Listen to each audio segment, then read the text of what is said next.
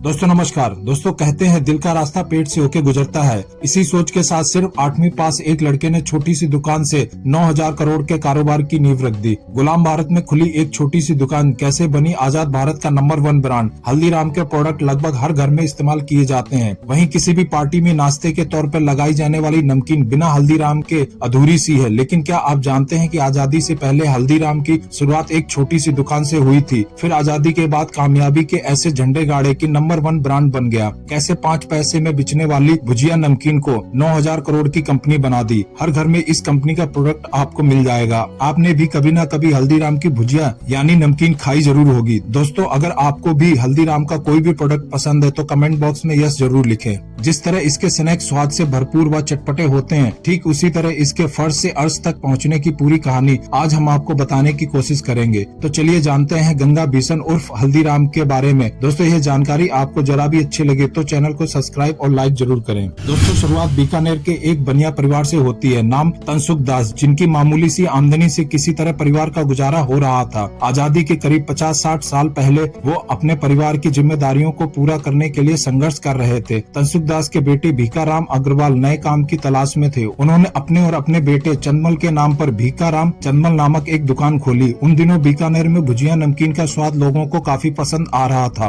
उन्होंने भी भुजिया नमकीन बेचनी चाहिए। भीकाराम ने भुजिया बनाने की कला अपनी बहन भीकी बाई से सीखी। उनकी बहन ने अपने ससुराल से भुजिया बनाना सीखा था। भीकाराम ने भी भुजिया बनाकर अपनी दुकान में बेचना शुरू कर दिया, लेकिन उनकी भुजिया बाजार में बिचने वाली भुजिया की तरह साधारण थी। बस किसी तरह उनकी रोजी रोटी चल रही थी। फिर सन आता है 1908, जिसमें एक ऐसे बच्चे का जन्म हुआ जिसने हल्दीराम नाम को एक ब्रांड में बदल दिया। दोस्तों सन 1908 में भीकाराम के घर उनके पोते गंगा बिशन अग्रवाल उर्फ हल्दीराम का जन्म हुआ। उनकी माता उन्हें प्यार से हल्दीराम कहकर पुकारती थी। तब किसी ने नहीं सोचा था कि आने वाले समय में यही हल्दीराम खानदान का इतिहास बदल देगा। जब हल्दीराम का जन्म हुआ तो उनके दादा की उम्र महज 33 साल थी। उस जमाने में जल्दी शादी हो जाया करती थी। खैर बचपन से ही हल्दीराम ने घर में नमकीन बेचते देखी थी। छोटी सी ही उम्र में वे घर व दुकान के कामों में हाथ बटाने लगे। वे काम करने में कभी नहीं हिचकिचाते थे। उनके अंदर सबसे अच्छी खूबी यह थी कि वे किसी काम को बड़ी मेहनत व लगन से जल्दी सीख लेते थे। उन्हें जल्द ही भुजिया बनाना सीख लिया। महज 11 साल की उम्र में हल्दीराम की शादी चंपा देवी से हो गई।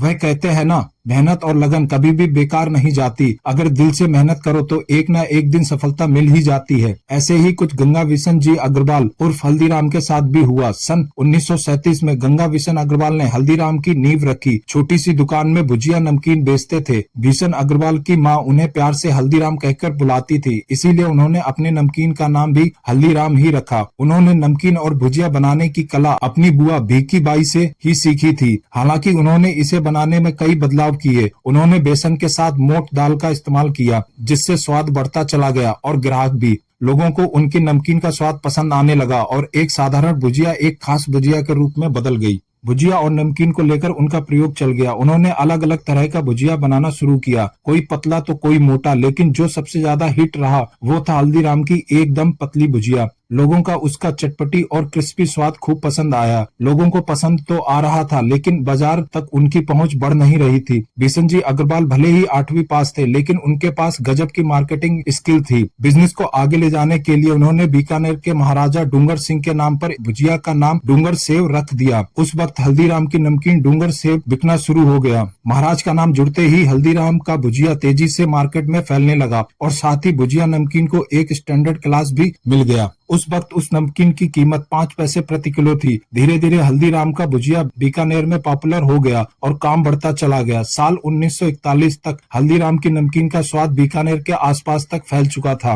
बिशन जी अग्रवाल इसे पूरे देश में फैलाना चाहते थे। इसी सोच को लेकर एक बार वो कोलकाता में एक शादी में शामिल होने गए और अपने साथ वो भुजिया भी लेके गए। उनकी भुजिया का स्वाद उनके रिश्तेदारों और दोस्तों को काफी पसंद आया और उन्हें बल्क में ऑर्डर मिलने लगे। इससे प्रेरित होकर उन्होंने कोलकाता में अपनी पहली दुकान खोली। इसके बाद उनका कारोबार तेजी से बढ़ा। सन 1970 में नागपुर में एक नया स्टोर खुला। सन 1982 में राजधानी दिल्ली में भी हल्दीराम ने अपनी उपस्थिति दर्ज कराई। धीरे धीरे यह ब्रांड पूरे भारत में फैलने लगा और हर घर का हिस्सा बन गया। नमकीन स्नैक्स के साथ कंपनी ने कई खाद्य पदार्थ बनाना शुरू कर दिया, जिसमें मिठाइयाँ, पेय पदार्थ, जमे हुए खाद्य पदार्थ, आलू की चिप्स आदि।